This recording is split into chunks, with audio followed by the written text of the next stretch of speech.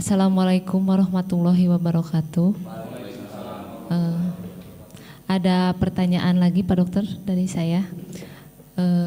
Sekarang ini kan sedang mewabah PMK. Terus untuk di pemerintah kan mau dimasukkan vaksin pada hari ini kalau nggak salah. Apakah bagus apa tidak? Saya perlu penjelasannya dari Bapak Dokter, silakan. Terima kasih. Assalamualaikum warahmatullahi wabarakatuh. Waalaikumsalam warahmatullahi wabarakatuh.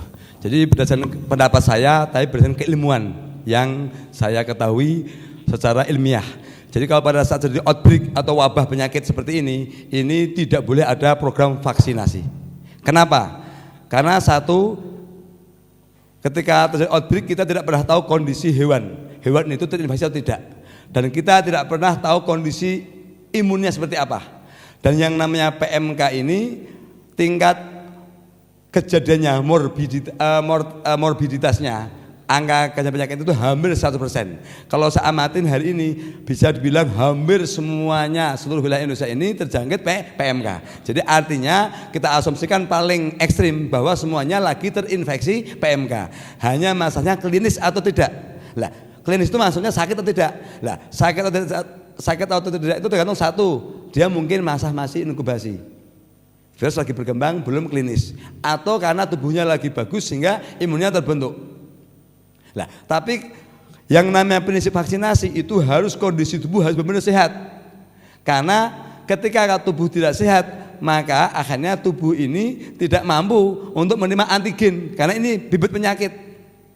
Jadi vaksin ini adalah bibit penyakit. Jadi tubuh harus melawan, tidak mau melawan. Yang muncul akhirnya sudah kondisinya terinfeksi, kemudian ada masuk lagi vaksin, berarti dia akan tambah sakit. Jadi pasti akan meningkatkan kejadian kesakitan. Jadi akan banyak yang sakit itu. Nah, jadi yang kedua, vaksinnya dari mana dulu? Kalau vaksinnya itu lokal, diproduksi oleh Indonesia, itu masih agak rasional karena vaksin tersebut homolog, dia akan menghasilkan antibodi yang nantinya antibodi tersebut mampu melawan penyakit PMK yang ada di sekitar Indonesia.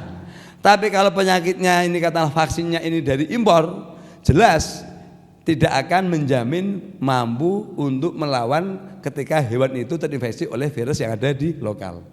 Jadi artinya penting itu. Satu, kondisi lagi wabah. Kita asumsikan paling ekstrim, semua hewan kondisi lagi terinfeksi.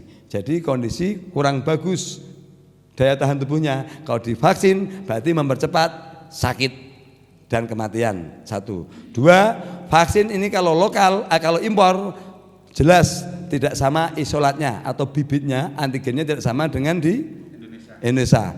Sementara yang akan dilawan adalah virus yang ada di Indonesia.